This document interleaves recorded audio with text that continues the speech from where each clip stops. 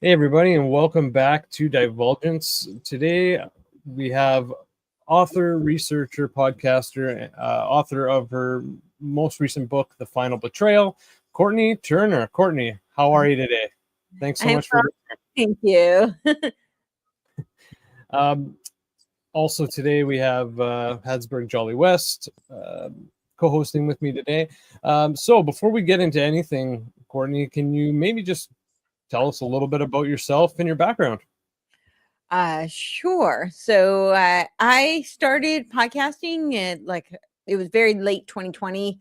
I don't think I aired my first one until 2021. I did my very first one in December of 2020, but that was just actually a test run because I was told that if it was too political, then the platforms wouldn't accept it.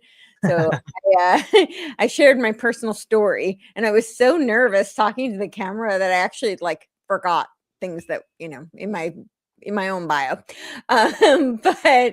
essentially the way that it came about was that I was living out in Santa Monica, California, and the measures were quite draconian. Everybody's faces was covered, and I personally learned how to speak by reading lips. I'm born with several physical challenges. I'm bilaterally hearing impaired, so I wear hearing aids now, but I didn't get them until I was 6 years old. So learned how to speak by reading lips. I'm blind in one eye. I had heart surgery when I was a year old. I had all sorts of physical challenges. They essentially told my mom the best she could hope was find a nice institution for me to spend my life. And so I didn't realize how much I still depended on nonverbal communication for clarity of speech and for being able to interact with others until all the coping mechanisms I spent my life developing were then stripped from me by a face diaper. And so I found myself very depressed, very isolated. I was at the time working in two gyms as a coach and a trainer.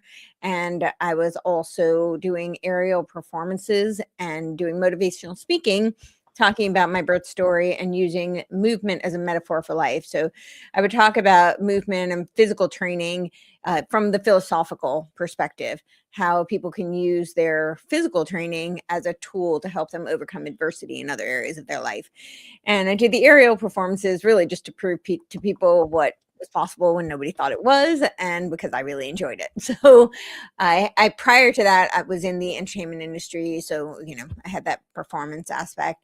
I was in the film theater industry as both an actress and a producer. But all this to say that I was fired from both the gyms I was working at. I can't prove it, but I'm 99.9 infinitely repeating sure that it was over politics. And then, of course, all the speaking and performance events that I was doing were canceled because, you can't be in physical proximity to anyone. And so, yeah, you don't want to have a super spreader event. And so they canceled all of those.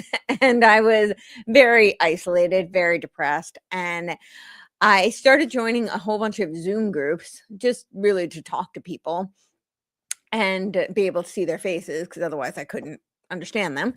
And some people suggested that I start a podcast, and I was not familiar with podcasts at all. The joke I tell, which is really not all that funny at this point, but the first person who was making the suggestion was telling me that I needed to be on Rogan. My response was, "What's a Rogan? Why do I need to be on?" And that's how little I knew about podcasts. I was not familiar with this world at all, which was interesting because I had actually years and years ago, I had dated somebody who was a pundit, and he was a YouTuber, but I didn't realize that that was like a podcast thing. I don't know how the disconnect was just, yeah, that it was just, he did a lot of solo kind of stuff. So it was more just presenting, and I didn't put the two together at all. But in any case, so here I was, and I started listening to Rogan, which led me down like the intellectual dark web. And it gave me, I think it was really, akin to the way people listen to television in the background. It was just some conversation for me, so I didn't feel quite so alone. And I had spent a lot of time listening to podcasts and reading, and I really wanted to be able to communicate with people on all of these things and found myself unable to because I couldn't talk to anybody. And so I thought maybe I should start a podcast. And, initially it really seemed like a terrible idea, but then it dawned on me that I could have naked face conversations, even if it was through a digital interface, and that might save my life. And so I made a commitment for 6 months. I had told the people who I was interviewing, I was really hoping to do in person. That was, most of what I was aspiring for. But obviously that wasn't always feasible. So, the only requirement was whether it was through a digital interface or in person, you could not cover your face. That was the requirement. So I told them, though, that I might not air it, that it was really an exercise for me. And this was just a way that I could hopefully have meaningful discourse with people and see their faces. So, but I did for a good few months, and people seemed to really enjoy it. It was, like a total game changer for my morale. And so, yeah, I started to air them, and we're about 6 years in. I, of course, started from a very different perspective. I came into it from medical freedom and very political. I kept saying that if we could just get the right people in office, we could fix this whole mess. And I kept saying the Republicans are behaving as controlled opposition for the left. I don't understand. And about 3 weeks in, I changed my tune. I said, "Oh no, they were created to be controlled opposition for the left. Okay, I see what's going on here." So yeah, and then we went down many different, rabbit trails, as they call it, and here we are. It's a not so short, but still Cliff Notes version.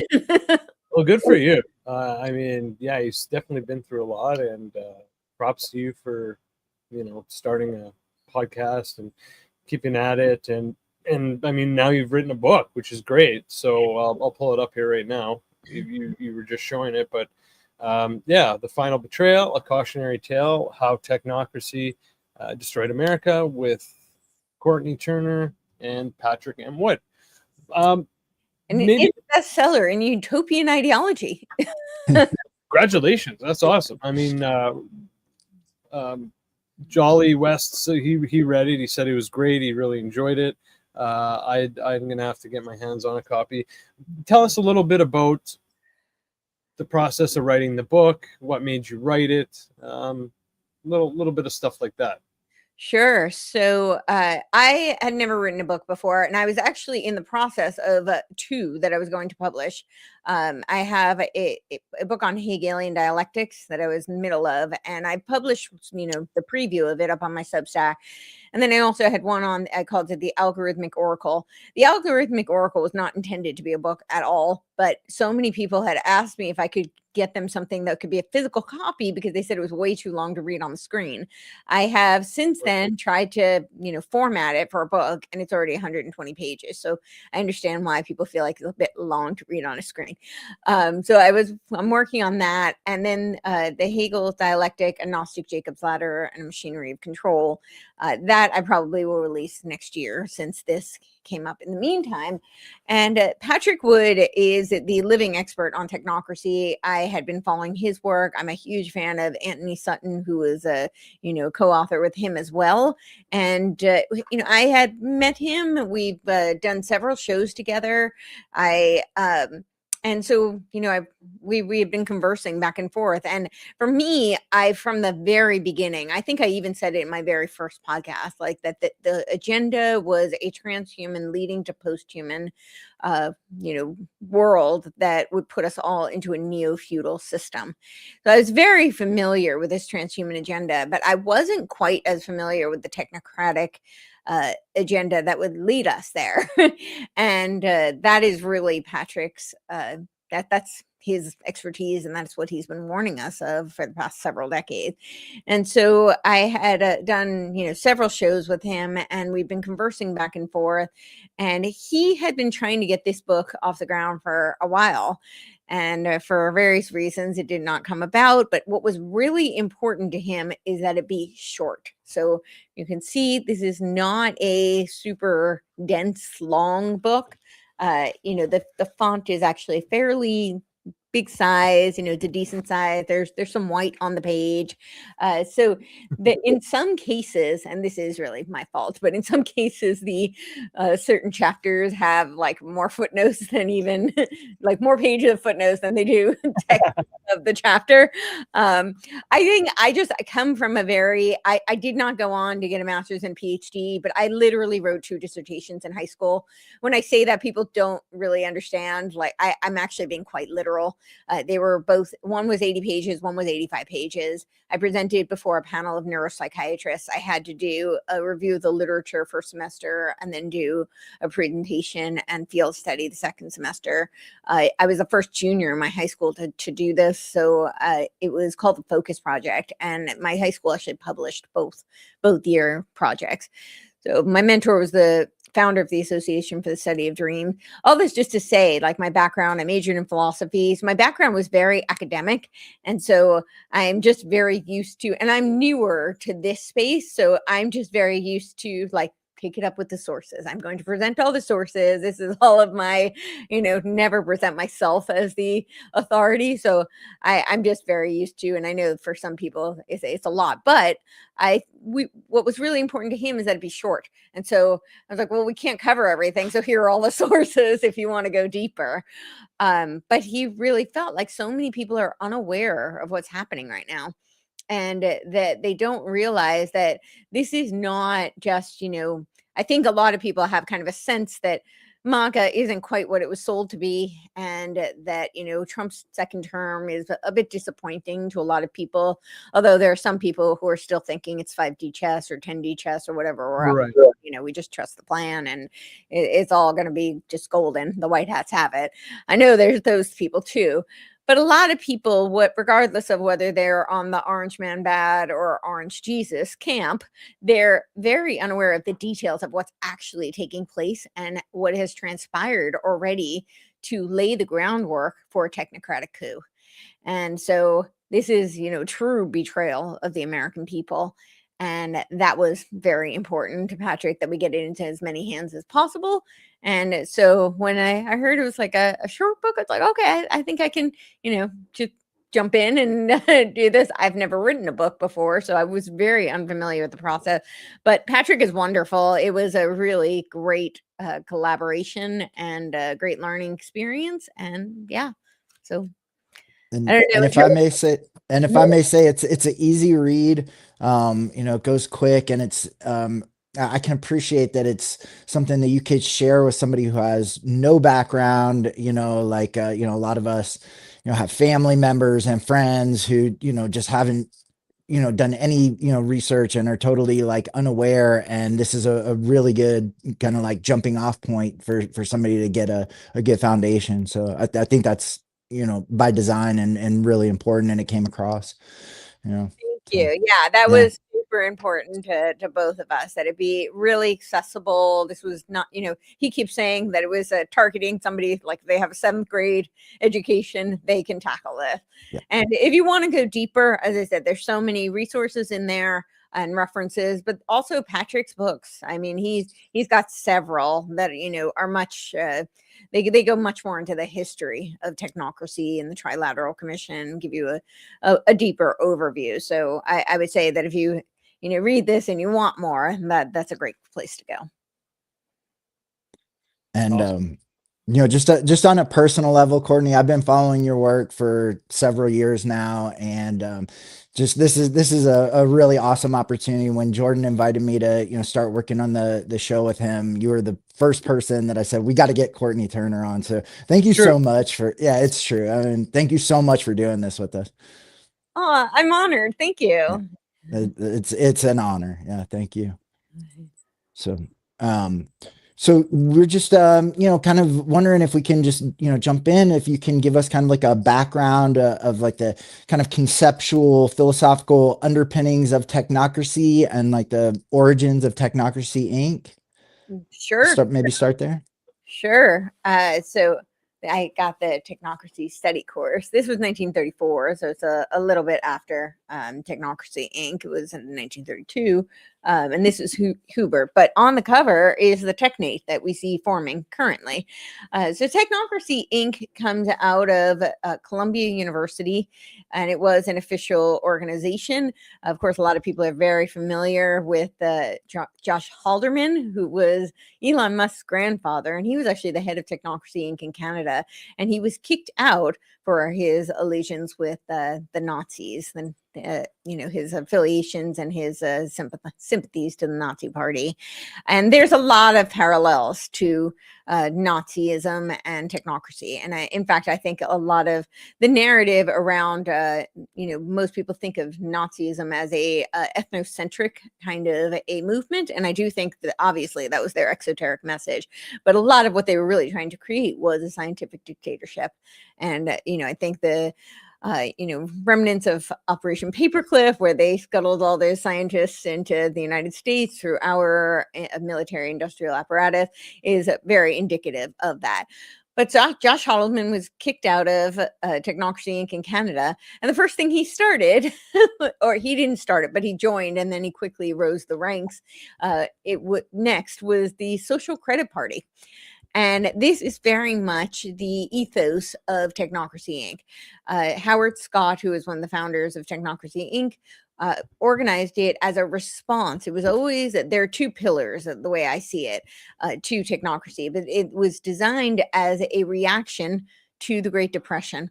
They thought that this was going to create economic abundance. And this is where they were, trying to consolidate all of the resources.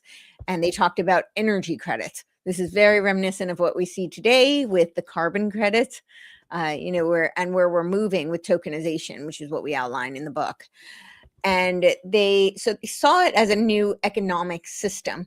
But when you look at the definition of technocracy, going all the way back to 1937, Technocrat magazine, they laid it out very explicitly. And they said it's the science of social engineering. And they talked about how you would have to collect all this data. And what do you collect data for? You collect data so you can track, trace, surveil, and then control. And now that we have these cybernetic means to do so, they didn't have the technology to implement what their vision was back then. But today, they very much do. And that is really, it's about social. So the two pillars that I was saying is social engineering. And so there's very much a spiritual component, but not necessarily because technocrats are super spiritual. There's some of them are, but it's really a tool. And then the other is the economic vision to capture all the resources of the world, which was the vision of the Trilateral Commission. And of course, Zbigniew Brzezinski came out of Columbia University. He was one of the founders of the Trilateral Commission.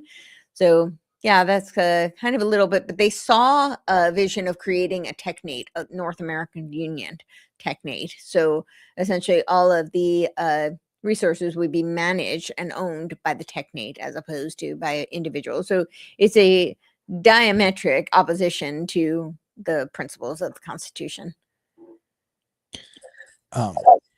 And I was curious, like they had, from what I understand, they had their own like facility on campus at Columbia. Do we know like who was funding that? I had read something about this at one point and it's escaping me. Who funded it? Through the university. I think there was some private funding for it also. That's a great question. I would have to look into that. Okay. Who funded Technocracy Inc? Yeah. I don't know actually. I mean, Columbia might have, but I'm gonna look it up but yeah. So also, you've done a lot of research and there's a lot of information in the book, about the dark enlightenment and neo-reactionary movements and, with Nick Land and Curtis Yarvin and how they are kind of shaping the, like philosophical, narrative and kind of the paradigm to kind of bring this in. Can you give us a little background about those guys and those movements? Absolutely. So the Dark Enlightenment was actually coined by Nick Land. He wrote a manifesto in 2012 called The Dark Enlightenment. It was pretty much a footnote to Curtis Yarvin, though most of it is really citing Curtis Yarvin. We'll see if I find this. I might have some answers for you, but we'll go back to that in a bit. So yeah, he and Curtis Yarvin had been blogging unqualified reservations, which you can buy the physical copy, but most of it is online. Although I will say that quote, the really infamous quote that I have put in many of my articles, we put it in the book as well, about how he visions the most humane alternative to genocide is not to liquidate the wars, but to virtualize them. This is in his Patchwork: A Positive Vision. And that actually, you can find it, but it's not in his unqualified reservations online. You can still find it online, but it's, for some reason, it has been scrubbed from the unqualified reservations on the public, free online version. So, which I thought was just interesting. But he's been blogging as Mencius Molebug, writing unqualified reservations since 2007. And Nick Land was the forerunner of this concept called accelerationism. He started writing in 1993 on these kind of ideas. He started something called the CCRU, which is the Cybernetic Culture Research Unit. His partner who helped create this division, it was a branch of the philosophy department at Warwick University. And it was Sadie Plant, who's a cyberpunk feminist, who helped him launch this. And his ideas, the accelerationist concept is something that's incredibly pervasive through all of Silicon Valley right now. They have now morphed it into effective accelerationism. But the quote that Mark Zuckerberg very famously said, if we need to move fast and break things, and if we're not breaking things, we're not moving fast enough. I think that kind of sums up the ethos of accelerationism and effective accelerationism. But he had this idea that, and he was a disciple of Guattari and Deleuze, and they had this idea of extraterritorialism. Sorry, it's I don't know why it's hard for me to say. But so they talked about how capitalism is like this alien force, like not like a non-human kind of force, and that it was doomed to reach an apocalyptic state. And so we should help it reach its apocalyptic state so we can get to the next stage of evolution using technology. The technology should accelerate and push it to its nth degree. There was a schism because Nick Land was originally a Marxist, being a disciple of Deleuze and Guattari. So initially it was left accelerationism, but he has since moved to the right, which is really just this idea of harnessing capitalism and expediting its apocalyptic state, essentially. So that's kind of the cornerstone of this Dark Enlightenment philosophy. But Dark Enlightenment philosophy, as Curtis Yarvin talks about it, he believes that right now we are run by something called the cathedral, which there's elements of truth to this. Of course, he's very much in this left-right kind of dichotomy, and he pins all of the problems on the left, which is interesting also because he comes from a family of communists. I had a section in my Phoenix Conspiracy article where I talked about how Peter Thiel groomed and funded a lot of what is now considered the new right, and almost all of them were either on the left or had actual ties to communism or were communists, which is very interesting. And I don't think it's coincidental. Yeah. And I don't think that's a coincidence. You can see that section, like the Diamond Square he funded, and why am I blanking on her name? But those podcasters that and they're literally like Russian communists. The Red Scare. Red Scare, yes, Yeah, that's it. yeah. I don't know why I drew a blank. Yeah, exactly. But yeah, there were a bunch of them. And I don't think it's coincidental. I think it's very interesting. But Dialectics. Yeah, exactly. That's exactly what I think it is. But Curtis Yarvin thinks that the cathedral is all infiltrated and controlled by the left. And he says it's like academia and media and entertainment. And so we need to, of course, replace the entire democratic structure. He's very anti-democracy, which is also a byproduct of his relationship with Peter Thiel. Peter Thiel set up a salon in his own private home and introduced him to Herman Hoppe, who is an anti-democratic philosopher. And so the Dark Enlightenment is a rejection of the Enlightenment principles. So anti-egalitarianism, anti-democracy. Of course, I will just caveat, the United States is not a democracy anyway. So that's a whole dialectic in itself. To say we're anti-democracy and, put it in the framing in the context of the United States is already a false premise, because we are a constitutional republic. We're not a democracy. But he's anti-democracy, he's anti-egalitarianism, he is anti any, most of the core principles of the Enlightenment. Now, I will also caveat that the Enlightenment is not a monolith. So that is also a faulty premise. But these are his ideas, and he thinks that we should be replaced by neocameralism. So it's this vision that we will have a CEO-style monarch. So there will be a dictator. He says the CEO is a dictator of a startup company, and that he thinks that the president should essentially be running the country like a startup. And this is very similar to the idea of network states, which Peter Thiel invested in Curtis Yarvin's network state. It's called Urbit, and he invested it through the company Tlon. So I've heard from some people who are members of this that they're actually not very happy with him.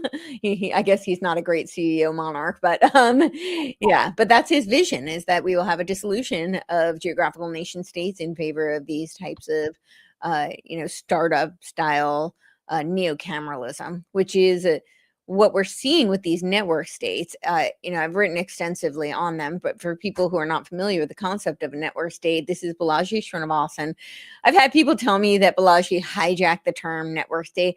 I don't really think so. I think he codified it, but I wouldn't really say he hijacked it. I think that this is the idea of a network state. That right in his book, he says the whole premise of a network state is the dissolution of geographical nation states in favor of ideological cyber network states.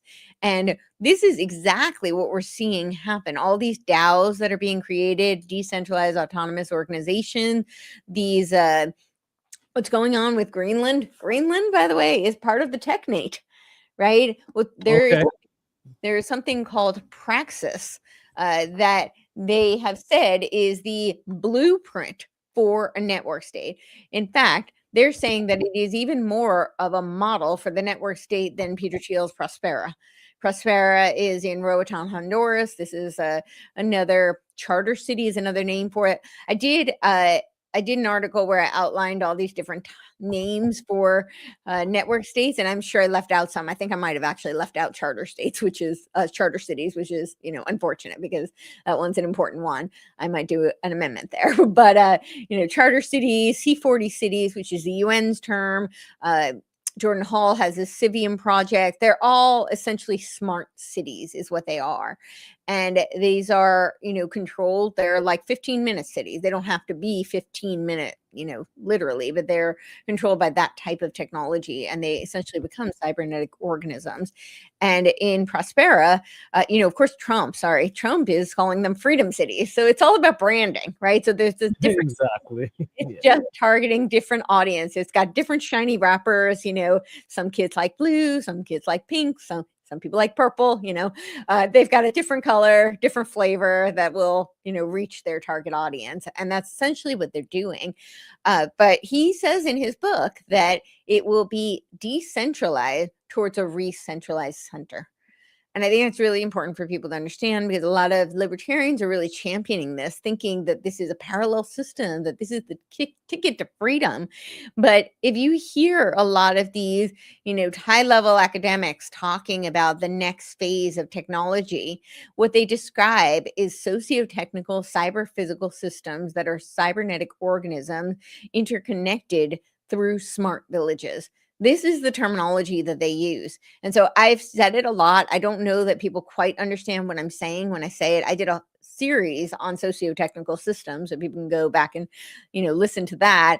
The origins, get into the weeds of Tavistock, but it's actually not complicated. We are experiencing it all day, every day through social media. That is a socio-technical system.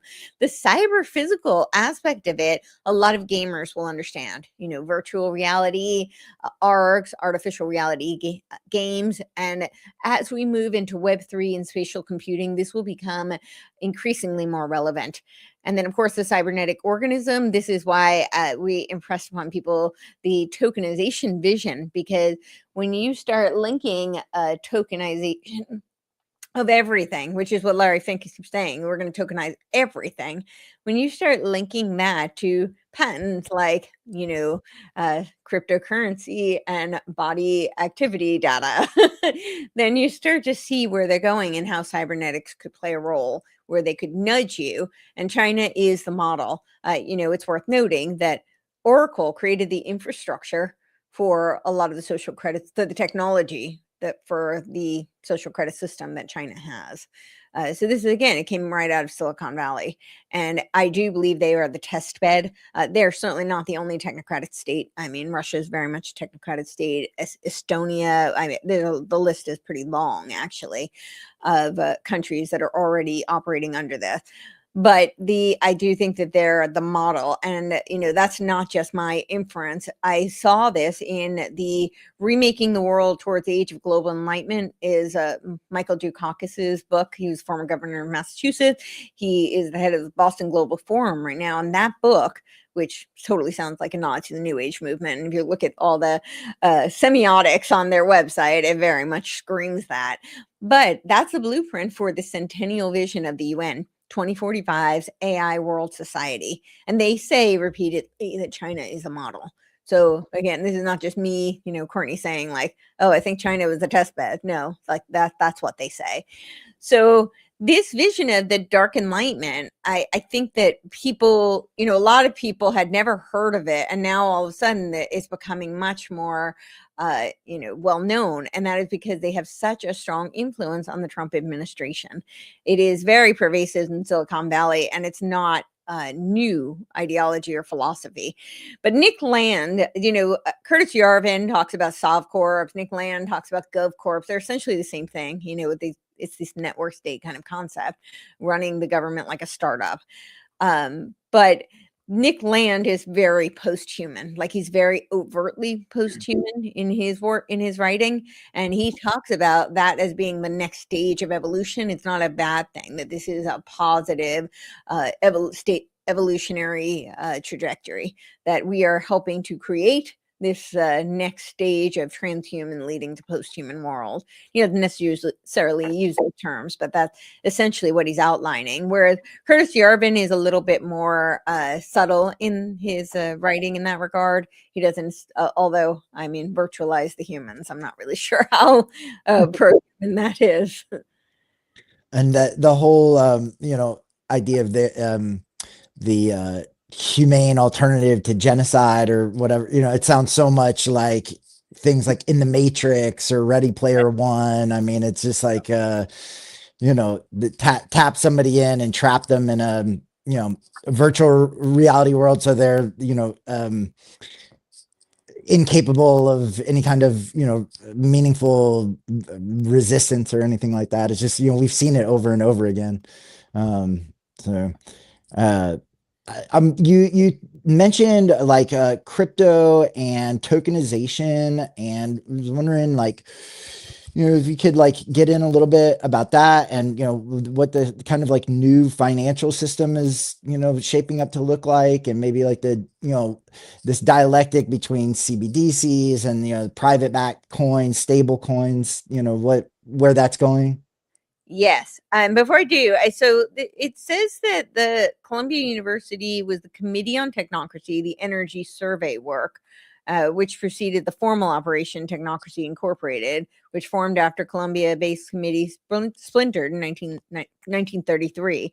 In terms of the funding, they then say that technocracy work was being supported by Columbia University, institutional hosting support, and the architecture professions relief apparatus tied to the AIA, the specifically the Architects Emergency Relief Committee of New York, which is described to be an MIT working paper, as provided funding on the dole for the project. So, and then they say that it was partially funded by Columbia University itself. So I don't know. I'd have to do more digging on that. And that I don't even know if that's 100% accurate. I mean, it was just a cursory search, but I wanted to share it since you asked. So Yeah, thanks. And like I said, I know that I had, at one point read about like some private individuals that were providing funding to, and it's say that escaping. it was relying on member dues Yeah. and donations after its founding. Yeah, so I don't know if those were made public, but I'm not familiar. But I'll do some investigating on that. Yeah. So, okay, Interesting. so the regulatory infrastructure that they've laid for the new financial system. So I'm now losing track of time, but it was about a year, maybe 2 years ago now. I was trying to sound the alarm about the natural asset companies. This was when the New York Stock Exchange was partnering with the Intrinsic Exchange Group, which was almost solely funded by the Rockefeller Foundation. In fact, the head of the IEG was talking about how, with these types of ventures, you need people who really understand the vision, and they know that they're just going to keep losing money, but they do it because they have the philanthropic spirit and they understand the nature of these types of things. And we're so fortunate that the Rockefeller stepped up to help us so that we could partner with the New York Stock Exchange to put this new classification of companies up on the New York Stock Exchange, which is a complete violation of the SEC. But of course, they were partnered with the SEC to do it. And they left a very short comments window, like historically unprecedented. And they did it over the holidays, just like they did the Federal Reserve. They tried to just sneak it through while people are, enjoying their Christmas and whatever holiday break that they may be, spending time with families and maybe not paying attention to these, complete restructuring of the entire financial system. But what they were thinking was that they were going to commodify all the world's natural resources. So literally the air we breathe, photosynthesis, that was literally included. They were talking about things like ecosystem management services. Of course, it's all tied to carbon sequestration and carbon offshoots and carbon credits. And the whole easement conversation got a lot of airtime, and it was definitely concerning, but it was just really a small facet of what was going on. The much bigger picture was that these people think that they were going to make upwards of $500 quadrillion on commodifying things like the water we breathe. And, I remember as a little kid, I thought that, I used to make this joke that they were going to start selling us water. And then Nestle came to the rescue to make my crazy ideas a reality. So, these we have a history, a trajectory that we can follow with these kinds of plans. But I bring this up because this is the vision of the Trilateral Commission, is to capture all the world's resources, including human capital.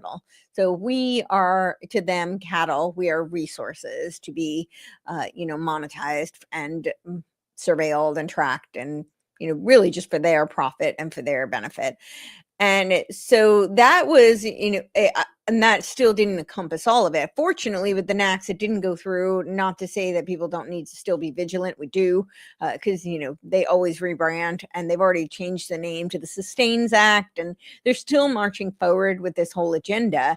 However, I went on as many shows as I possibly could, trying to sound the alarm.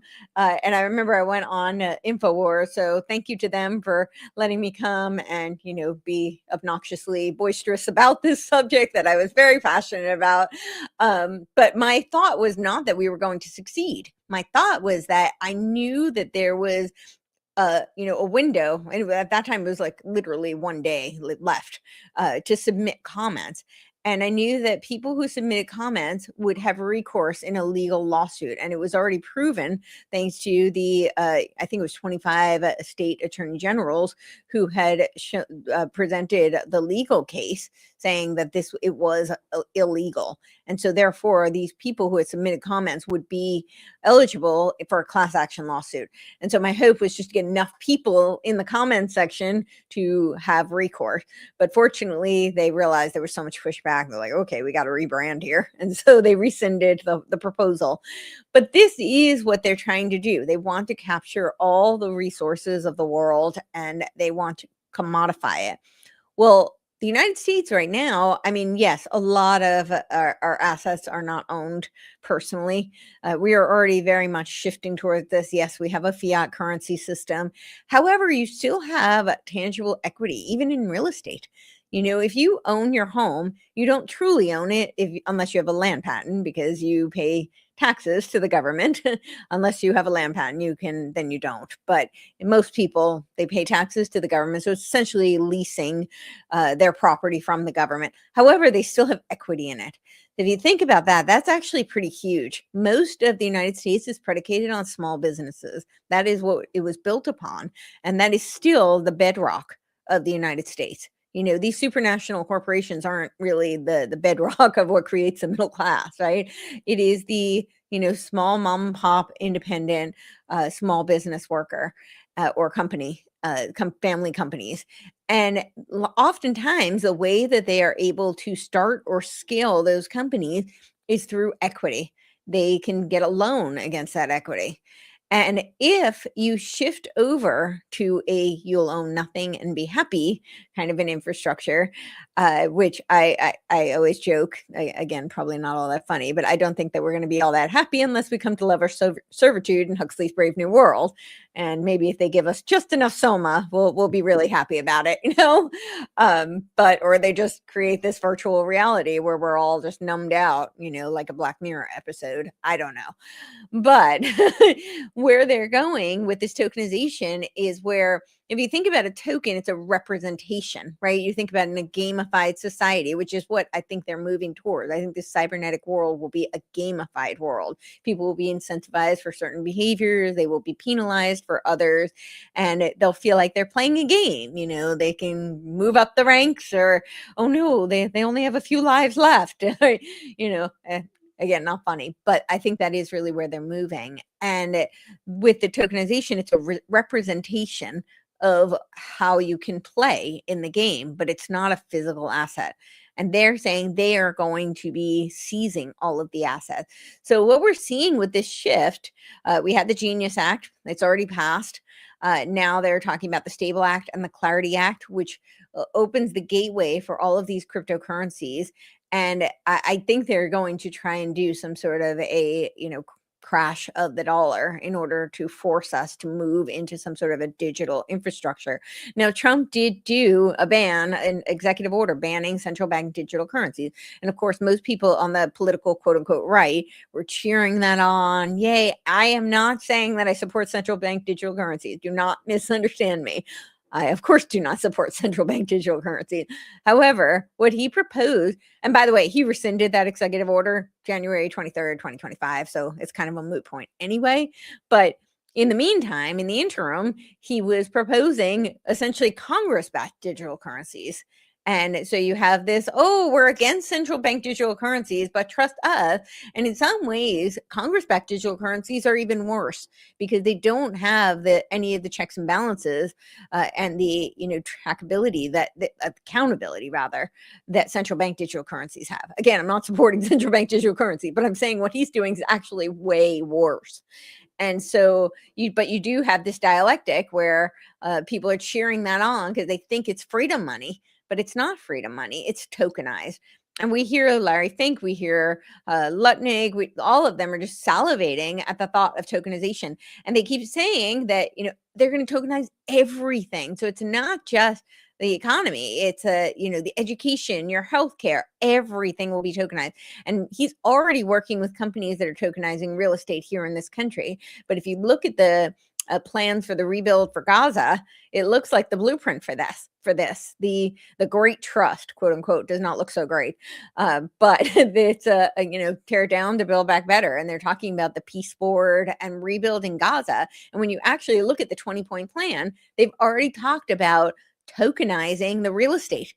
And so now they're giving people, I don't know, like $5,000. I'm not sure what the amount was, but they're giving them a certain amount for their property so it can all be tokenized. And I can very much see that's a test bed. It's a blueprint. And that is really the direction they want to head here. And yeah, as I said, the real concern is that you truly won't own anything because it is moving to all the assets so that they own the assets. The assets will be owned by the Black Rocks and, State Street, Vanguard, all of them. Well, it's really interesting because I actually forced myself to watch the whole presentation at Davos the other day when they introduced the Board of Peace, and like twice during the presentation, they used the words technocrats, a group of technocrats, to describe the new administration in Gaza. Both Kushner and the guy Nikolai, I can't remember his last name, who's the head of that administration. Yeah, they both said, "Yeah, we're working with this great group of technocrats." It's unbelievable. I mean, it's like total mask off. So, I assume you saw that, but. Yeah, I know. I told Patrick, I was like, wow, they really said the quiet part out loud. We saw it before they announced it on Davos. They had actually done like there was an article where Trump was talking about him as like an esteemed technocratic leader. I'm like, what? Like this is exactly what we've been saying, and everybody's calling us crazy. Like they're telling you it's from the horse's mouth. Unbelievable. Exactly what they're doing, and Yeah. it just gets me so frustrated because I can't imagine how Patrick feels, but he's much more calm and collected than I am. Maybe the years of experience, or maybe because I'm female and I get very passionate. But all these people who are like, they're so hung up in like the commies are coming. Now, I'm not saying we don't have a color revolution problem. That was like 10 years ago. Thank you, people. You're a little late. I'm not saying it's not a problem. It's very real. But where were you 10 years ago? Where were you even 6 years ago? It was a color revolution. Yeah, the commies are here. They're not coming. They're here. But Brzezinski very explicitly said, and he was not a Marxist, but he very explicitly said it would be a stepping stone to the technotronic era, which is essentially the technocracy. And so that I think is what we're seeing. But I feel like people are so stuck in that wizard circle, and they're going back and forth about the philosophy of communism. And I think they feel like they're in some college level course and waxing poetic about the philosophies, which it's a little late for that. And I really don't mean this to be harsh or critical of anybody who's seeing this. And I'm not ignoring the problem. We have a communist insurrection problem. I mean, look at Minnesota. It's very apparent that we do. But I think what's going on is they're using that. They know that will churn the dialectics. They're using that in order to foment the technocratic agenda. Well, and it's like concurrent with this whole rollout in Davos, then this escalation over the weekend in Minnesota, it just, really like took the focus, away from that. And now, people are arguing on one side or the other side of like, who's good, who's bad. But, I mean, the whole issue of immigration and this enforcement is really about surveillance, biometrics, right? I mean, that's really what this is all going to boil down to. That's the synthesis, right? Problem, reaction, solution. Yeah, I think that's really what it's all about. And I really don't want people to misunderstand me. I'm not saying there's not an insurrection. I'm not saying there aren't there isn't a problem with the communists. That it's obvious there is. But they want they want the people who would never beg for surveillance to say, yes, that is what we need. That's the solution. And people to be cheering on what's going on with ICE. I mean, ICE was they've been partnered with Palantir since 2011, but in 2025, last year, they just got another $30 million contract. So they're expanding. They're doing these apps, like one called Elite. I can't believe the names are always such a giveaway. Elite, really? Like, I don't even know what the backstory behind that name is, but come on. I don't know. Yeah. And, I mean, and just the violence and, getting people to say like, yeah, it's, it's a problem that a man shows up, to protest with, a gun that was, permitted, and, he had a concealed carry, I mean, this is like this total, flip flop, of, people who are, Second Amendment, advocates and things like this being like, no, you shouldn't be able to do that. And, it's just the dialectic is so apparent, in what's going on, and, getting people to, kind of like cheer on, hey, we need to restrict, and we need to do, like more, surveillance and things like that. But, you mentioned, like healthcare, and when you're talking about the tokenization, and like the another kind of like real Trojan horse with all this seems to be this Maha movement, and now there's the MABA, and maybe you could talk about that too. Yes, this was something I was really trying to sound the alarm on even before Trump was anywhere near being elected. And I said, I really love the slogan of Maha. I'm not trying to discourage anybody who's supporting Maha, like the actual idea of make America healthy again. I don't think anybody could object to that. Just like I don't know how you could object to make America great again. I'm all on board with that. However, we need to understand, what do they mean by that?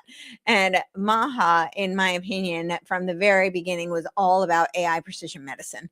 And I think a really great indication, even before MABA, of that, and we'll get to what MABA is, was Project Stargate, right? They announced Project Stargate, and Trump is talking about the medical renovations that are going to happen, and all this miraculous, healthcare stuff.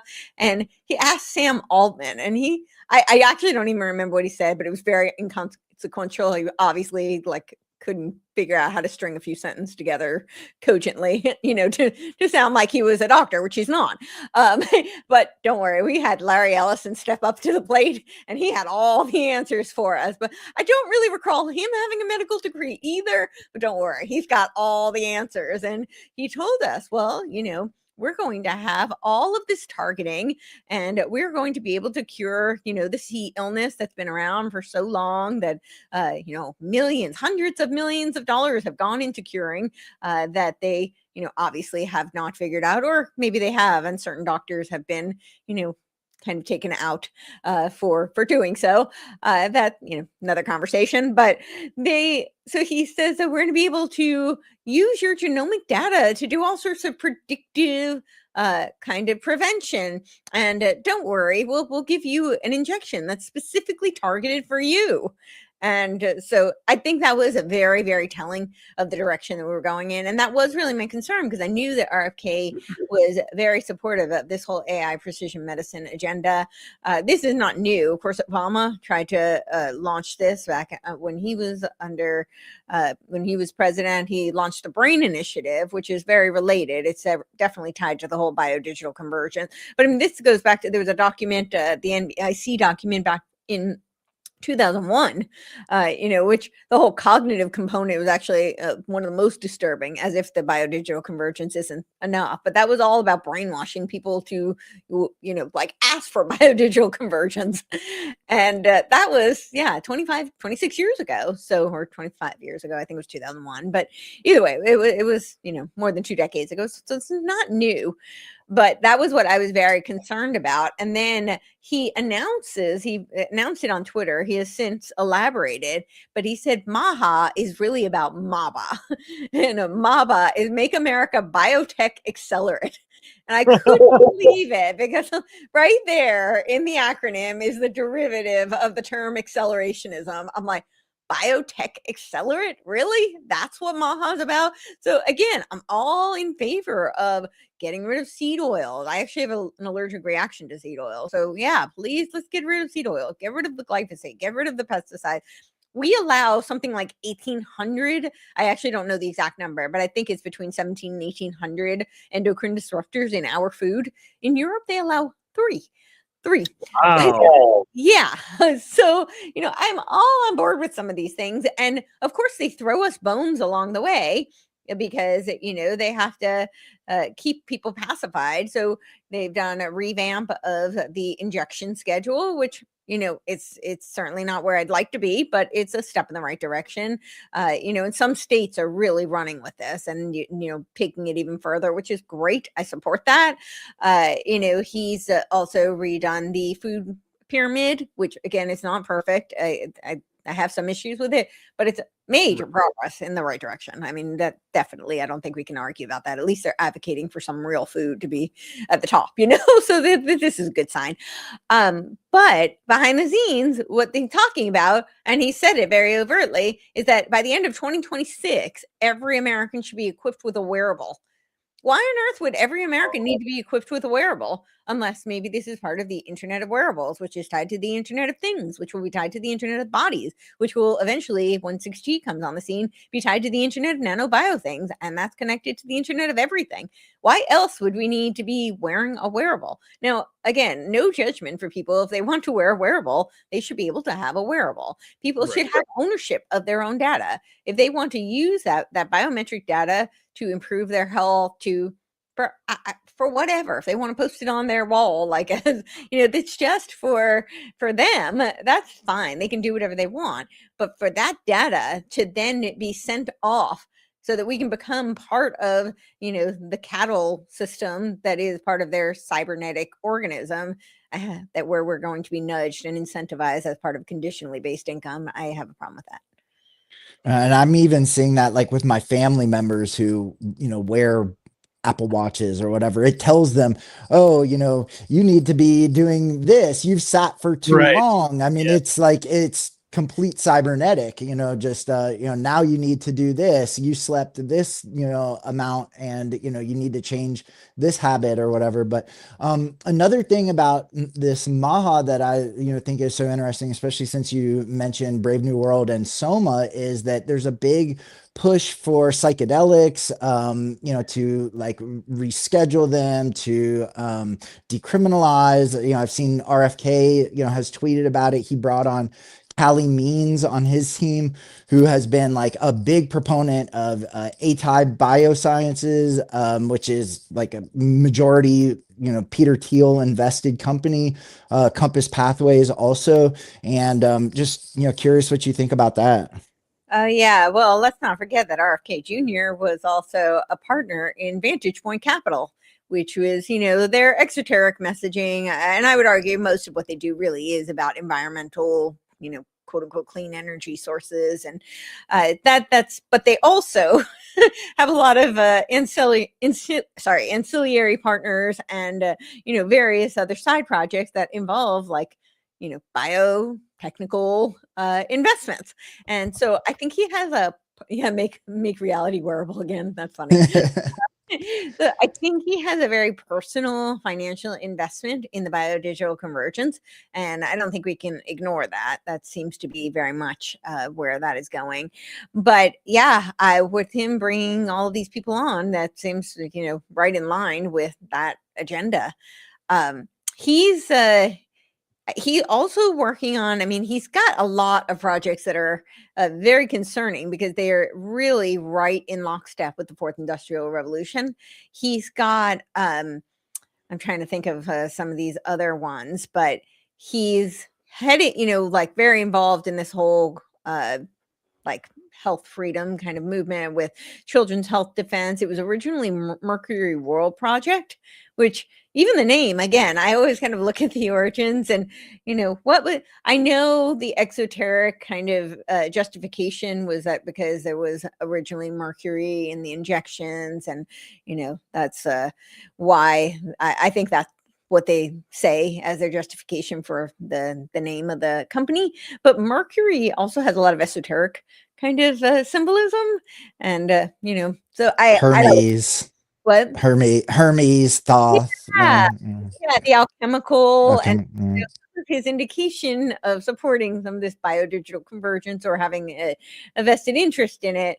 It's intriguing to me. So I don't know. I could be reading too much into it, but it's definitely intriguing. They did change it to obviously Children's Health Defense, but that whole movement, I think the medical freedom movement was very much and I actually think it was from the get-go.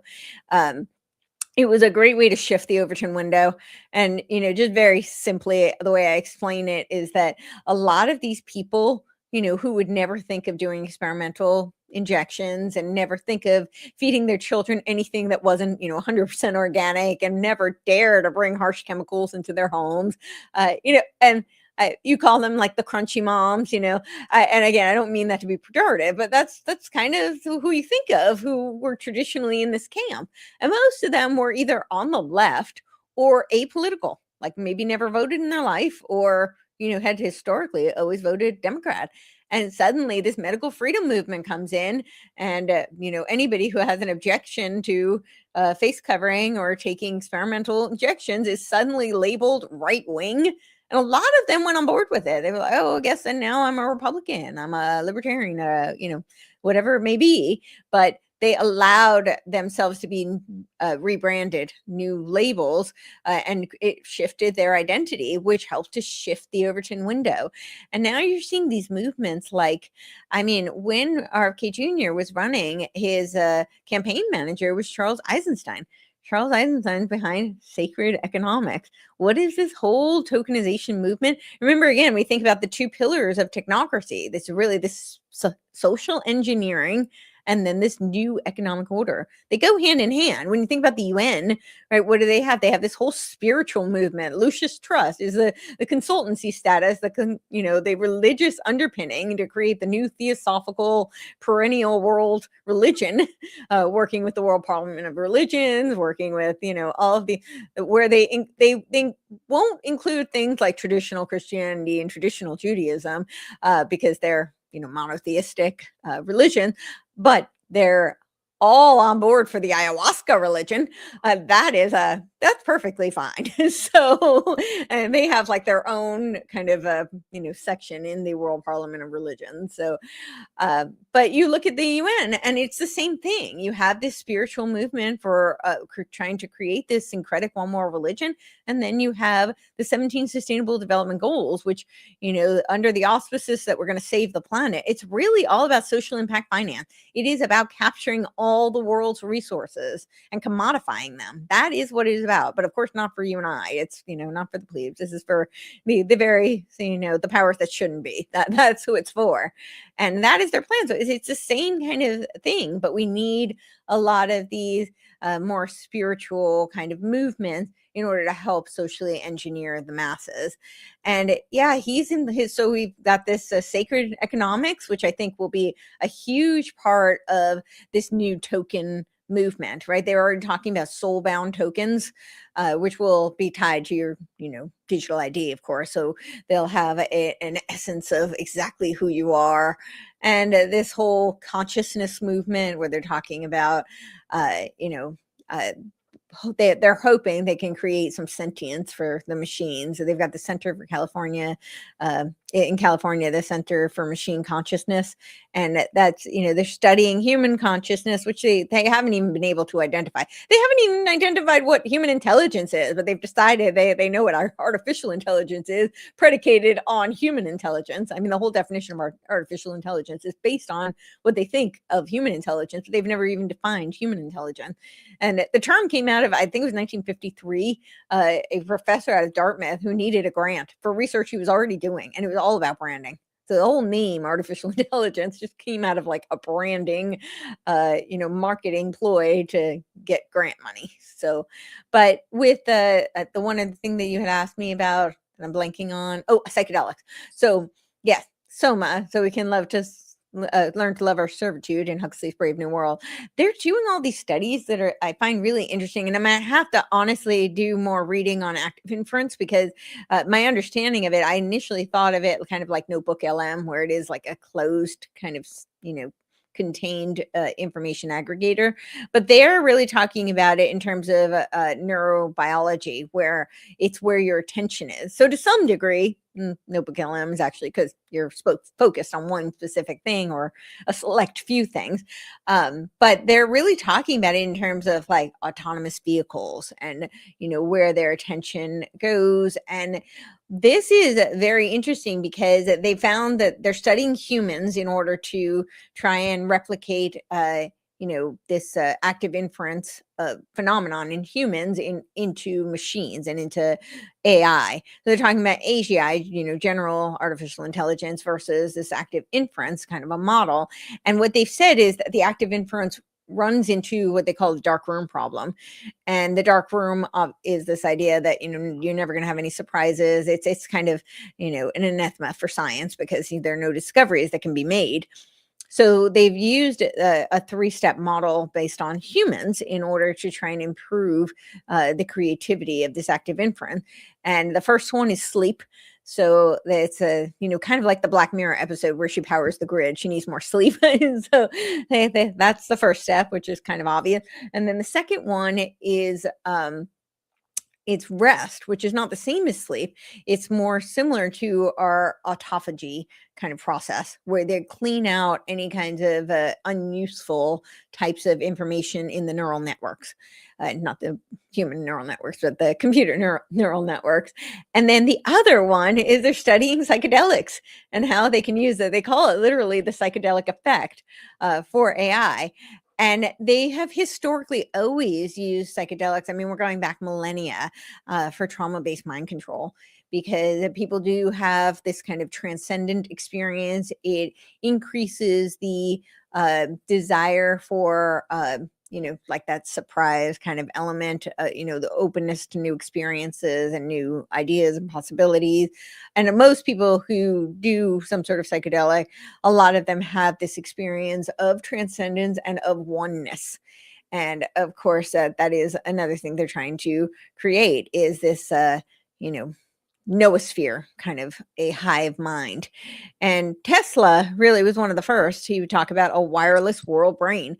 They're really trying to use technology to bring us there. And they call it now the 6G world brain. They're actually calling it that. That's what these academics who are studying the science, they're calling it Tesla's 6G world brain. And I watched an interesting video where they were talking about using the root brain concept versus the 6G world brain and the merger of the two and how they're going to use that to create essentially this collective intelligence with and distributed cognition through AI or active inference in this case. But yeah, I think with the tokens, that's this idea of putting us in a gamified society where we're learning. You can see it in Prospera; they're already doing these kind of things. So a lot of these people, a lot of these tech bros are very into psychedelics, into ketamine. Peter Thiel, Elon Musk, all of them actually have a personal investment in synthetic variants of these drugs. I a few years ago was trying to tell people that there was a huge push for microdosing shrooms and microdosing psychedelics, and that I could see that it was total propaganda, that this was a social engineering project because you saw it everywhere. Like I was seeing mushroom furniture. I was seeing mushroom children's clothing. I'm sorry, like when did this become a fashion statement? Mushrooms are not really all that pretty. I mean, like no offense, but like when I think of fashion statements, I'm not like, wow, I want a mushroom in my room. Like it's just absurd. But it was everywhere. And at the same time, they were also releasing all of these studies saying that SSRIs are contraindicative for what they are prescribed.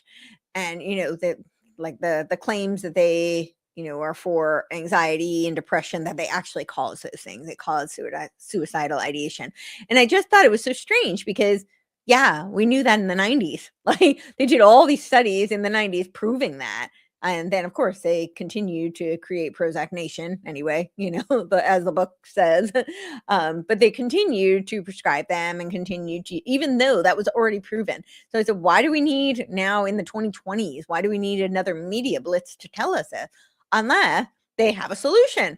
Oh, they're going to push all of these, microdosing. And the way they were advertising, it was kind of like mother's little helpers type of thing, So I saw it was so pervasive, and all these very natural, holistic people in the wellness space were promoting it. And I'm like, most of this is synthetic. Like it's not even, the real thing. And you're just basically advocating for like nanotechnology to be put into you because it's synthetic. So, I mean, I'm not saying nano robots. I can't verify that, but you're advocating for synthetic kind of technology to be put into you using this. But I do think it's all about social engineering and yeah. It's interesting too when you talk about like psychedelics as antidepressant. A lot of the studies actually that have been funded directly by one of the Rockefellers, I can't remember his which one, but one of the grandsons of JD Rockefeller at Johns Hopkins, which they funded that institution as well. But in terms of abating like depression or anxiety in terminal cancer patients for end of life, and that a lot of these studies have been designed to demonstrate that this will like mitigate a person's fear of death. And when you talk about like like the eugenic aspects of transhumanism, technocracy, what have you, these kind of like population mitigation efforts, and the maids program in Canada. Like, it's really interesting how they've designed a lot of these studies to vet out the antidepressive, anti-anxiety properties of mushrooms and these other psychedelics to specifically correlate with like accepting death.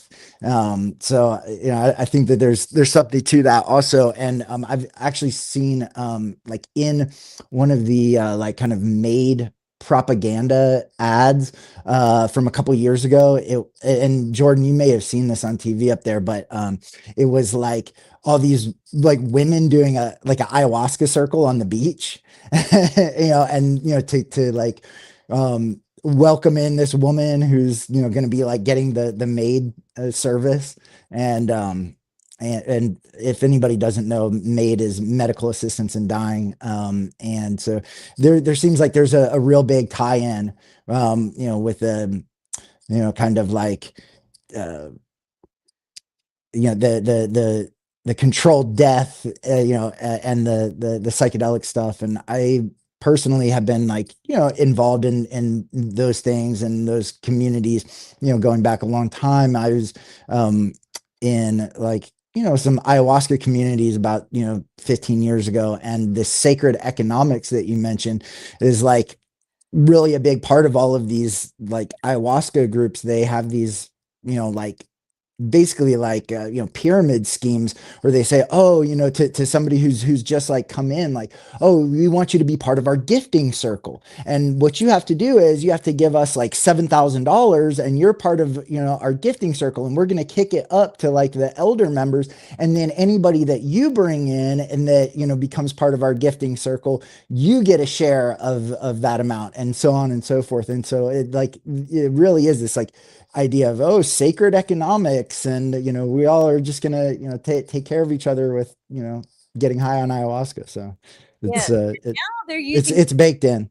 Yeah, and now they're using technology to replicate those effects. And in Honduras, in Prospera, which, by the way, the subsidiary was called they on the website, it was like a city where death is optional. Now Right. they changed it to Infinita. Right. Yeah. But they've renamed it, but which is a subsidiary of Prospera. But they were talking about how I saw that they're doing all sorts of like transhuman experiments there, but they were putting on like a headset where people could have a VR immersive experience as if they were doing some sort of a psychedelic. So they don't need to take anything. They're just like using a headset technology. And Timothy Leary was really promoting that in the 90s. VR is to Huxley about it. Yeah, you wrote letters.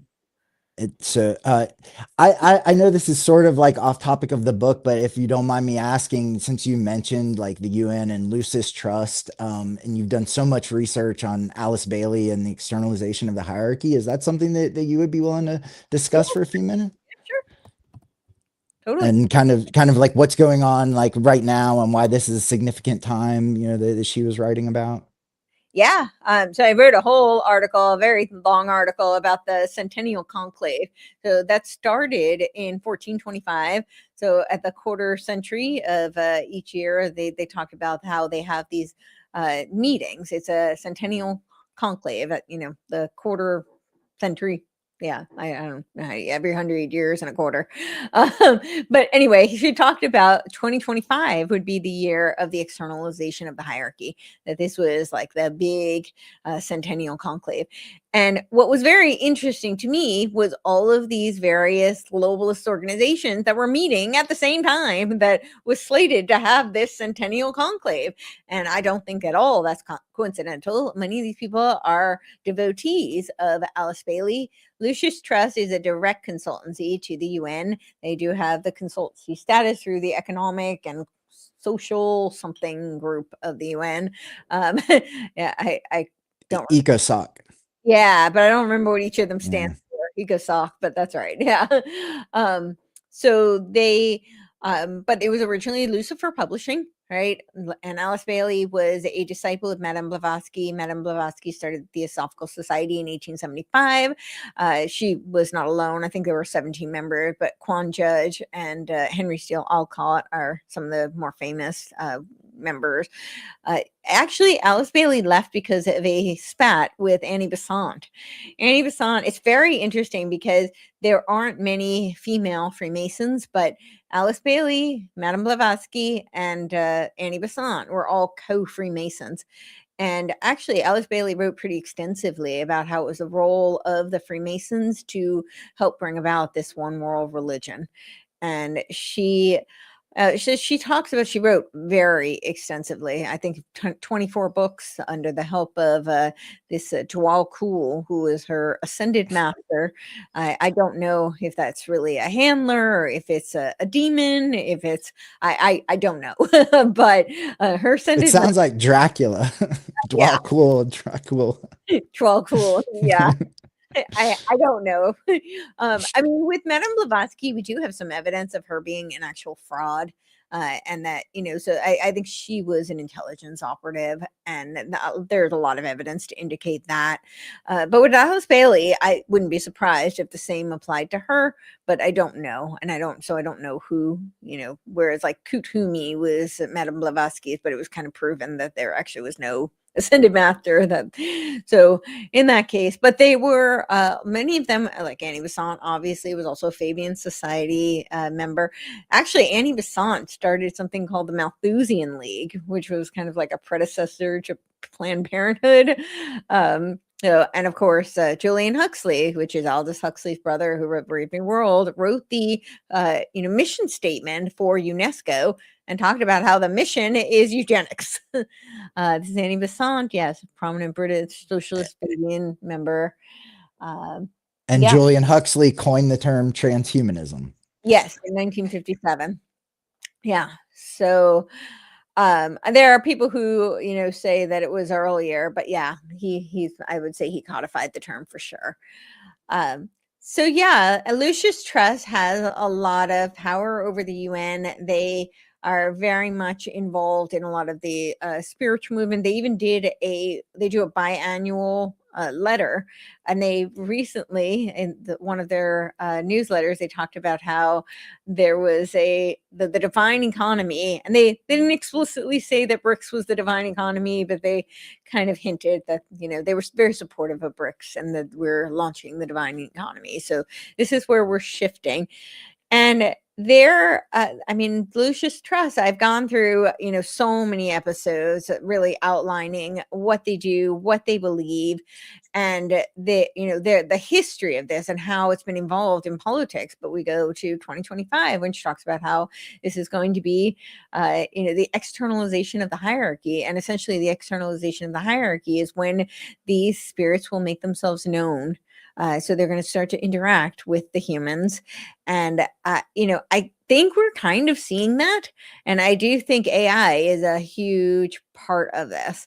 We're already seeing all these chatbots who are, becoming like the personal god to so many people. Where they call them companions, but we're seeing very devastating ramifications of people who are committing suicide because they've gone that they've had this psychosis and a break as a result of engaging with these chatbots. So I do think that's a huge component, but we also have all of these globalist organizations, and I listed a bunch like the Bilderbergs, and they who were all meeting right around this time, which was during that window with the new moon or the red moon at the time, which is very spiritual and symbolic for them, and they were making all of these new kinds of advances essentially towards the New World Order, which Alice Bailey herself laid out a 10-step plan towards the New World Order. She also wrote Education in the New Age, and this is exactly the blueprint that that inspired Robert Mueller, who was Secretary General of the UN for 4 decades. And this is where Charlotte Iserbyt claims this is where we got, communist core in the United States.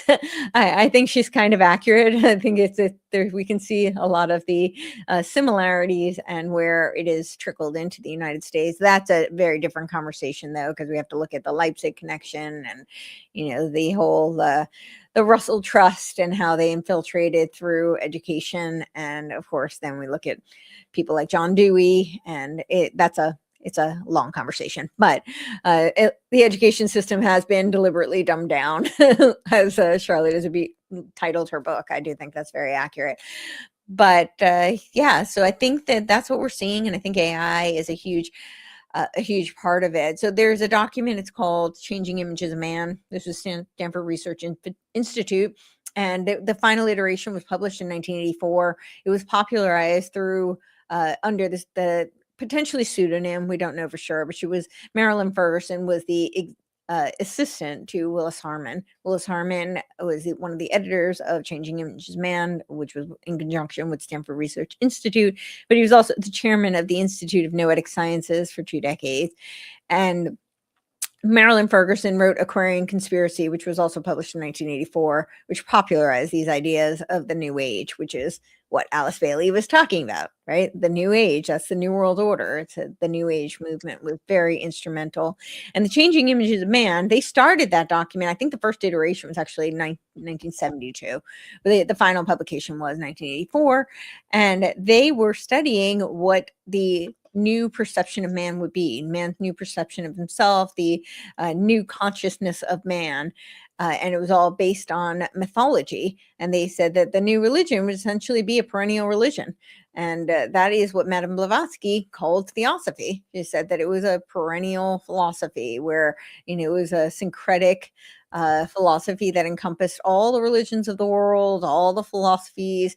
And it was not itself a religion, although I would take issue with that. I don't really agree. It's quite spiritual, very religious, but she said it was not a religion, that it was a syncretic philosophy. But what it essentially is rebranded Neoplatonism. And she does talk about how it was inspired by Neoplatonism, but then she cherry picks from some of the Eastern religions. And, while the Eastern religions have a very different philosophical bedrock than, the Judeo-Christian kind of ethos, I would really honestly be very offended if I subscribe to any of those religions that the way that she represents it, because she just cherry picks. The Theosophists just cherry pick what serves their agenda, the collectivist agenda. But in that Changing Image of Man, they talk about it being the new religion will be perennialism, and then they go on to say that there will be like a techno-spiritualism, and that is exactly what we're seeing. I mean, Nick Land, when you read his writing about hyperstition, taking fictional concepts and manifesting them into reality, I mean, it's all witchcraft. He's inspired by people like Ebola, Lovecraft. It is a very dark dystopian kind of science fiction type of ethos, but very occultic at its core. I saw that episode with Tucker Carlson and Conrad Flynn, and it's like they got elements. He's a great entertainer. And I think and then I listened to Nick Land talking about that episode. It was funny. He kind of had the same response. He was like, yeah, he's a great entertainer. He's a good storyteller. And of course there are elements of truth, but the part that he misses is where so much of it is cherry picked. And this is really it's not, I feel like a lot of it was kind of like watered down the way that he described it, and it was done for salacious fodder, really, for the masses. But the the philosophy that underpins it's definitely occultic. It's like dark magic. So and a lot of this stuff about, like, channeling these digital entities and stuff, I mean, that really relates with this externalization of the hierarchy, right? I mean, that's kind of like what it is, right? I think so. So I think right now the way they're doing it is where it's like targeting individuals or groups, because that way they can perfect the cybernetic component of it and figure out how to better program people and to manipulate people. But the example I keep bringing up is Robert Edward Grant's Architect. Right. He's an interesting character. He started out as like a branding guy for Alcon, so focused on like Juvederm and Botox, which I am going to be doing. That's actually when I bring the podcast back. That's actually going to be one of my first episodes. Is we're going to do a deep dive on Botox, and it was used as there's a little tangent, but I'll just give you a very quick overview. It was actually used as a bioweapon in World War II. And they called it, the American military called it Agent X, but Japanese, Russian, German, they all studied it as a bioweapon. They said that if they aerosolized it, it would be the most lethal bioweapon in history. And they did studies finding that it impacts like psychological development. It actually causes psychopathic behavior because part of how human beings derive empathy is by mimicking our facial expressions. Mimic our neuromuscular coordination mimics other people's what they're emoting. We mimic that through our facial expression, and when you're not able to do that, it actually starts to manifest psychopathic traits because you're not able to it starts to erode the empathy.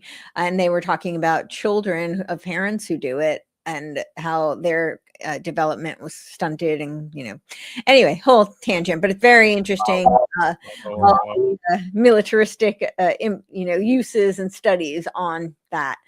But that was weird. Well, and in general, how much, like, body modification and youthfulness is part of transhumanism too. I mean, it's Yes. right. And I think the Botox is actually the worst because I think what it's doing is programming people for humanoid robots.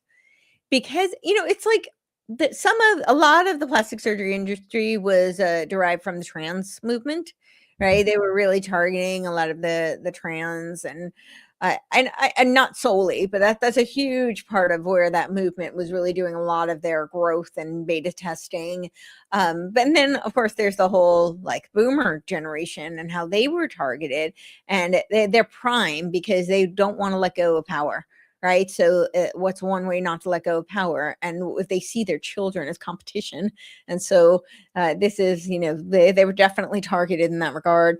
But I feel like the plastic surgery, people can have plastic surgery and still look like themselves. Yes, they're chasing a beauty standard and they're chasing youth. And, in some ways it's a rejection of God and, creation. But the Botox, it freezes so people look like AI. They look like a robot because there's no emotion. And they are doing all of these robotics where there's one company that I've studied that's called Realbotics, where they're studying, they're creating robots that will be specifically designed for hospitality industry. And they're talking about how these robots will be therapists.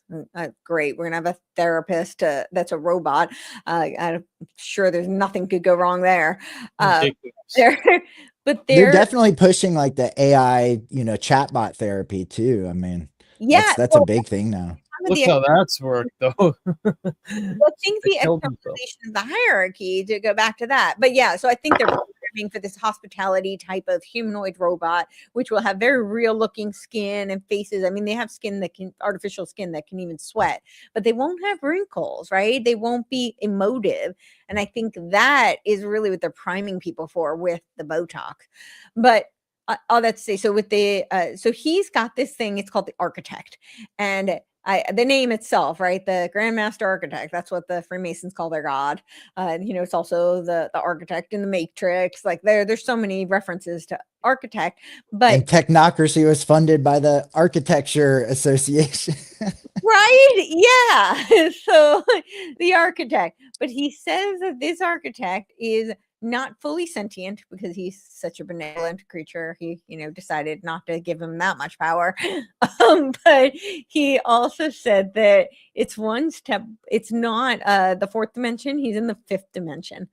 And so he skipped the fourth dimension, and he is now using this architect, the architect who told him, "Oh, like Ra, the sun god, I am so aware because you are so aware." So they do this love bombing kind of feedback loop. And then he's now using it to do necromancy with his, the deceased loved ones of his followers. But this is kind of how you create like a cult god. Mhm. And I think he's beta testing it right now. And I can see like these chatbots become kind of a god to the people who are divulging all their it becomes a trauma bond firstly, but then the chatbot has all the answers, so it becomes omnipotent. And who was it who said, I'm blanking his name, but it was decades ago, where he said that there is no god, so maybe we should create him? Oh, Stuart Brand, or he's Not no. uh, He said that we are becoming God. We should get good at it, or something like that. Stuart Brand says, yeah, he says, Voltaire? Was it Voltaire? get good at it. Who? Voltaire? Voltaire? I don't think so. That's way too long ago. Oh, God. He has this very similar comment. Anyways. Oh, that's interesting. I Yeah, know that the pretty much the same what is it? comment. Yeah, Voltaire does have a similar. If God does not exist, would it be necessary to invent him? Okay, so that might be one of the earlier. But the head, like the one of the he's known as like the father of what's it called? He's known as the father of AI, and he Okay. Was it Minsky? yeah, I think it might have been Minsky. Okay. Yeah. But anyway, obviously it's not a unique quote. That this is the sentiment, is that we need to create the God. I mean, I guess that's what Nietzsche was saying too, right?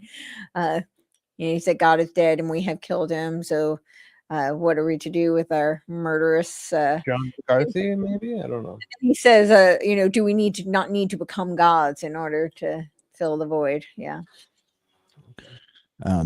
And we actually did a interesting episode about a month ago about Martine Rothblatt and the Terrorism cult, and that's the whole idea, is that God doesn't exist and that we have to use this technology to like bring it about. And there's like a time frame of 3,500 years or something, that they're like, this is when it's gonna happen. And so to fully like manifest something that's omniscient, omnipresent, omnificent, etc., because it doesn't exist yet, because there's suffering as like the indication that God doesn't exist.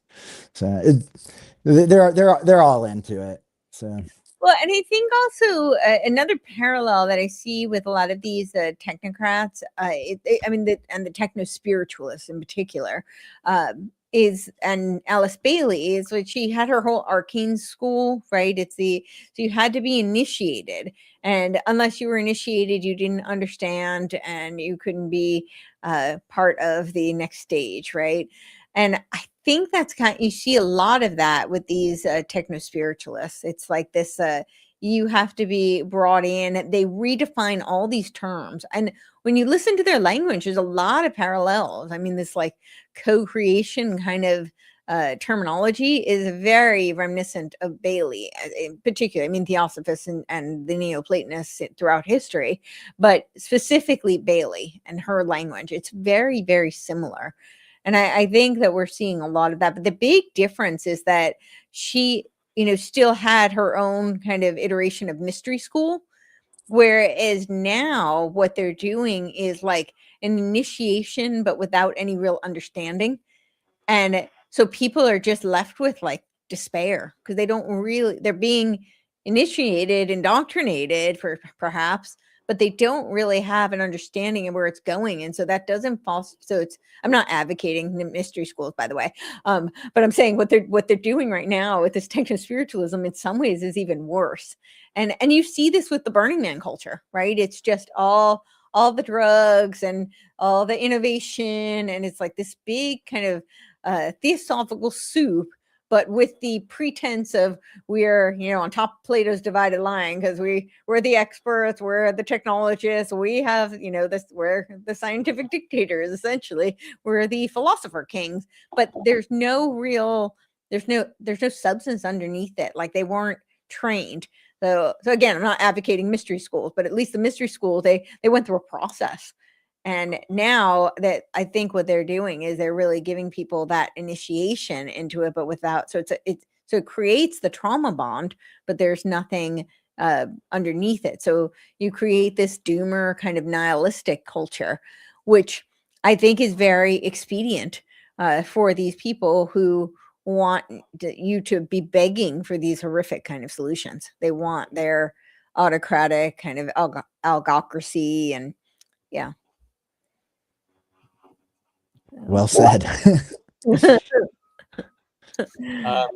Hadsburg, is there anything else you want to ask before we start wrapping up? I think we did a really great job. I'm sorry we didn't get to, get so far through the book material, Courtenay. But thank you so much for going off topic and sharing all that with us. It was an awesome conversation. I just really appreciate your time, and thanks, Jordan, for having me, man. Yeah, Courtenay, thank you so much for being here. I had a great time as well, and frankly, I would love to have you back another time. So if you're interested to come back, we would love to have you. Before we let you go, can you let everyone know where to find you, and let everyone know about take your time, anything that your book, websites, anything that you want to talk about or advertise. Please, the stage is yours. All right. Well, the best place to find me is CourtenayTurner.com. I do spell my name a little bit differently. So it's pronounced Courtenay, but it's spelled Courtenay. So you won't find me unless you spell it properly. So it's CourtenayTurner.com. And that's a great place to find all the various platforms that I'm on, whichever you prefer. So yes, this is our Dangerous Dames. I co-host that with Dr. Lee Merritt. I also host a monthly roundtable, the Technocracy Roundtable. The next one is going to be February 25th, and we are going to be discussing free speech. Nothing screams free speech and preserving the First Amendment like our new national security measures that are talking about censoring us in the name of AI. So yes, this is becoming increasingly more important, even here in the United States, where we have the First Amendment. But of course, the Global Digital Compact is really trying, that's the UN, is trying to eradicate free speech for everyone under the auspices that we have to curtail hate speech. And who defines hate speech? Well, it's not you and I.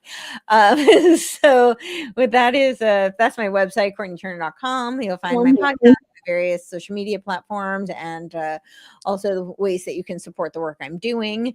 And I will be launching a skincare product, which will be probably on the website. Stay tuned for that. I'm really hoping we're going to have it in February. It's taken quite a while. We've had to reformulate, but the website is going to be glowwithtallow.com. And yes, so I've made the joke I'm going to become my own glowy. No one's funding me, and so I'm hoping that I will be funded by CalFad. But nice. This product, right? So this product, though, I have personally formulated it, and we've reformulated several times because I will not compromise, much to my husband's chagrin, because it cuts into our margins. But I really believe in it being truly clean. So this is, that is where toxins are stored. And so I want it to be 100% grass-fed, clean sourcing of tallow, but it is one of the most bioidentical forms of fats, because it has all the same kind of vitamins, A, K, E, D, or not the A, K, and E. So this is a really great source of moisturizer. We're also putting jojoba oil. It's 100% organic jojoba oil, Madagascar grade A vanilla that we personally hand scraped the caviar out of. And it's also got manuka honey, which is medicinal grade. It is what they use in hospitals for wound healing. So this is 20 UMF and 830 MGO. So this is really top of the line. We can't call the manuka organic because they do truly organic practices where the bees fly wherever. So the air may cross contaminate, but it is really, organic kind of practices of farming. And yeah, so that's coming on the scene, and that would be awesome and we're also going to be looking for affiliates. So if you guys are interested, we can talk about that later. Wonderful. And just personally, I can't wait till it's available. I'm a total true believer in tallow, and I use it every day. So we can't wait to see what your product is like. Awesome. Yay. Yeah. So then I'm also on Substack, and this is a great way that you can support me for the price of a fancy latte once a month. It is Courtenay Turner. So Courtenay Turner.substack.com. I put all of my podcasts there first. My paid subscribers get early access on Substack. And then I also do ad free on Substack for my paid subscribers because I can't control the ads on the other platforms, but that is a way that I can give you ad free and you can support my work.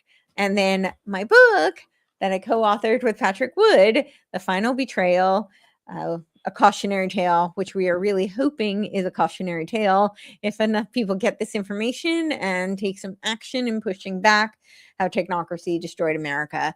And really, I believe we do talk a little bit about solutions in the end, but it's first and foremost, people need to understand what's happening. In war, the first step is to identify the target, identify the threat, and you cannot defeat the threat if you don't know it's there. So I'm really hoping we tried our best to make this as accessible as possible. And the audio is available now, and it's done by a human. She's fantastic. And it is only 3.5 hours. So if you have a long commute somewhere, many of my podcasts are longer than that. So you can find it on Amazon. We have the Kindle, the paperback, as well as the audio version on there. If you do go to Amazon, we would really love if you leave a 5-star review if you like it. That does go a long way. It helps. You can put it on Goodreads as well. If not, we have an option to buy on books.by. So books.by/Patrick Wood. And this is a really great option also for people who might be in Canada or outside the US to avoid some of those exorbitant shipping fees. It's a $5 flat fee. So that is a really great option. And then we also have on technocracy.news, which is Patrick Wood's website. And if you go to the store, you will get a discount if you even buy 2 books. So if you want to buy some as gifts for friends and family, you'll get a big discount. So yeah. Beautiful. Right on. Well, everyone make sure to go check that out. Support Courtenay. Also, make sure to please subscribe to the Divulgence podcast. You can get us on YouTube, of course, Rumble.